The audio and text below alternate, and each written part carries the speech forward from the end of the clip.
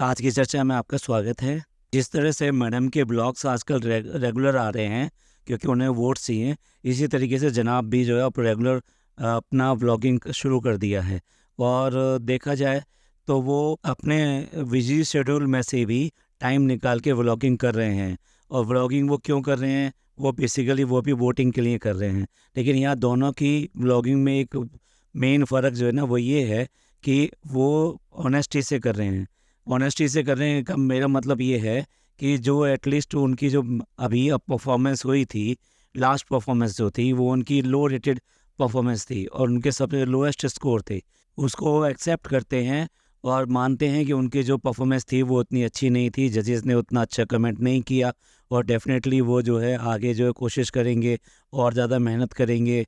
और उसके अलावा साथ साथ ये भी बोलते हैं कि आपकी वोटिंग्स वगैरह का हमें साथ रह चाहिए। साथ साथ ये भी बोलते हैं कि यस, जो अच्छा कंटेस्टेंट हो उसको आप वोट कीजिए और अच्छा कंटेस्टेंट ही आगे जाए। मतलब यहाँ पे एटलीस्ट यहाँ पे कम से कम ऑनेस्टी दिखाई देती है और एक लेवल दिखाई देता है कि आपका एटलीस्ट ग्राउंड लेवल पर है। और उधर वो जो मैडम है वो हमेशा ही हवा में रहती हैं और वो समझती हैं कि मेरा बच्चा यानी कि मैन चाइल्ड जो है ना, वो जो कुछ करेगा वो बिल्कुल अलग करेगा और उसका जो लेवल होगा वो बहुत हाई होगा और उसी को ही वो एक ट्रॉफी लेकर आनी है। और उसके लिए वो जो है सब कुछ करने को तैयार हैं और वो उसके लिए उसके बालों पे हाथ फेरती हैं, उसको ऐसे चूमती हैं और सारा कुछ प्रमोट करती हैं, साथ साथ मोटिवेट करती हैं, लोगों को इन्फ्लुएंस करती हैं, लगातार जो है वहाँ पे जाने की कोशिश करती हैं। एनीवे जाने के लिए तो ये है कि सेट पे जाने के लिए कुछ और बातें भी कही जा रही हैं, चलिए हम उसके ऊपर बात नहीं करेंगे। लेकिन दोनों में एक मेजर फ़र्क यही दिखाई देता है कि एक जो है एक्सेप्ट करता है और लेवल में रहता है, ग्राउंड पे रहता है, दूसरी अभी भी हवा में है। और वो बात दूसरी है, हवा तो उनकी भी टाइट हुई है क्योंकि परफॉर्मेंस जो है ना वो अच्छी नहीं थी उतनी ज़्यादा, तो उन्होंने भी अपना जो रिएक्शन जो है ना उसका जो लेवल है वो थोड़ा एटलीस्ट कम कर दिया है। और अभी भी कर तो वो वैसे ही रही हैं, लेकिन कम से कम उन्होंने भी एक्सेप्ट किया है कि हाँ भाई, कुछ जो सा जेन्युइन कमेंट्स के साथ में रहना चाहिए। और वो खुद ही जज बन जाती हैं, खुद ही वो उसको डिसाइड कर लेती हैं, खुद ही उनका लेवल डिसाइड कर लेती हैं। परफॉर्मेंस अभी देखी नहीं है, परफॉर्मेंस के बारे में अगर क्लिपिंग भी दिखा दें या वैसे भी दिखा दें, तब भी वो इस बात को मान लेती हैं कि भई ये परफॉर्मेंस तो इतना ज़्यादा बढ़िया आएगा, ब्लॉकबस्टर होगा। ऐसा आप नहीं कर सकते क्योंकि जजेस होते हैं और फिर डे होता है। आप जिस दिन परफॉर्मेंस करते हैं, उस दिन आप वो कोई चीज़ मिस नहीं करेंगे, सब सीक्वेंस में करेंगे और सारी चीज़ें रिदम के साथ में होंगी, कोई बीट मिस नहीं होगी।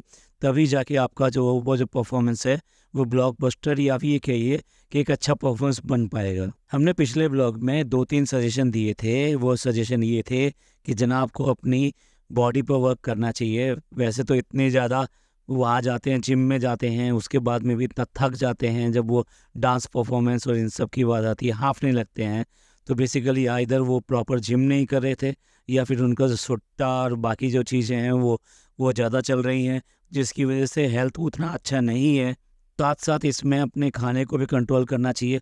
ये जो ऑयली और ये सब चीज़ें जो खा रहे हैं, जो अनहेल्दी चीज़ें आजकल ले रहे हैं, वो नहीं लेनी चाहिए। सेकेंडली हमारा जो उनके लिए रिकमेंडेशन या फिर एक सजेशन था, वो ये था कि उनको अपनी लुक पे भी काम करना चाहिए। आँखें उनके अंदर चली गई हैं, बाल इतने ज़्यादा बढ़ा लिए हैं कि वो चेहरे पर और उस पर बहुत ज़्यादा ओवर हो रहे हैं। साथ साथ बालों का कलर इस तरह से कर लिया है।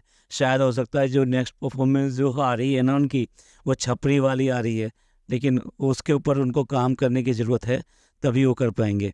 कुछ लोगों ने हमारे इस पॉडकास्ट के ऊपर यानी लास्ट पॉडकास्ट के ऊपर कमेंट भी किया था कि आप तो उनको रोस्ट करते हैं, तो फिर आप जो है उनके फेवर में कैसे बात कर रहे हैं। देखिए, हम सिर्फ़ और सिर्फ वो बोलते हैं जो कि व्लॉग्स में ये दिखाते हैं और वो असलियत से कितना ताल्लुक़ रखता है, उससे कितना अलग है और कितना वो बनाकर ये सब चीज़ें हिपोक्रेसी में आपको दे रहे हैं, वो चीज़ हम हाइलाइट करते हैं। अगर उनका कोई अच्छा पॉइंट होगा तो डेफ़िनेटली हम उसको भी हाइलाइट करेंगे। ये नहीं है कि हम सिर्फ बुरे पॉइंट ही हाइलाइट करते हैं। तो एटलीस्ट इन्होंने हेयर के बारे में तो ध्यान देने के लिए कहा है कि अपने हेयर को कलर को वो चेंज करने जाएँगे। वो कलर ख़राब हो गया है। अब देखते हैं कि वो क्या चेंज करा के लाते हैं, वो फ़ेवरेबल रहता है कि नहीं रहता है। एक चीज़ और जो अच्छी लगती है जनाब की, वो ये है कि अपने पेरेंट्स का आप कुछ भी कहिए, वो अच्छा ख्याल रखते हैं। और उनका हर तरह से मतलब इवन देन वो देखा हमने कि वो खाना खाने के लिए जब वो बैठे, तो वो उनको खाना से पहले अपने पापा को कैसे प्रिपेयर कर रहे थे उसके लिए, वो देखकर बहुत ही अच्छा लगा। जबकि दूसरी तरफ वो जो नमूना बैठा रहता है, अब हम नमूना कह रहे हैं उसको, फ़नी जो बैठा रहता है, वो अपने पेरेंट्स को बिल्कुल ऐसा भूल भूल चुका है। कहाँ तो उसने 7 साल लगा दिए इसको बात को एक्सेप्ट करने में कि ठीक है शादी के लिए बात करनी चाहिए, और कहाँ जो है 1 साल में ही अपने पेरेंट्स और इन सबको इस तरह से भूल गया। एटलीस्ट यहाँ पे अगर देखे कि वो किस तरह से अपने पेरेंट्स का ख्याल रखते हैं, एटलीस्ट उसको ध्यान तो आना चाहिए कि भाई मेरे को क्या करना है उनकी उनकी सब नीड्स और ज़रूरतों के लिए। लेकिन लगता है ये वो खरबूजा नहीं है दूसरे खरबूजे को देख के रंग बदल सके। इस खरबूजे का जो तरबूज है ना, उसका इसके ऊपर इतना ज़्यादा असर पड़ चुका है कि वो खरबूजे को देखने को तैयार नहीं है, वो सिर्फ तरबूज की ही मानता है। अब अम्मा आई हैं, पहली बार आई हैं उसको देखने के लिए, बच्चे को देखने के लिए, तो बहुत सारे गिफ्ट लेकर आई हैं उसके लिए चांदी के चम्मच और जो कटोरी और जो गिलास और ये सब चीज़ें जो होती है, झुंझुना, ये सब चीज़ें लेकर आई हैं। साथ साथ वो कपड़े लेकर आई हैं, और उनके साथ साथ जो इनके और जो रिलेटिव हैं, यानी कि बच्चा मामू और उसके अलावा फूफी, इन सब लोगों ने भी उसके लिए कपड़े भेजे हैं।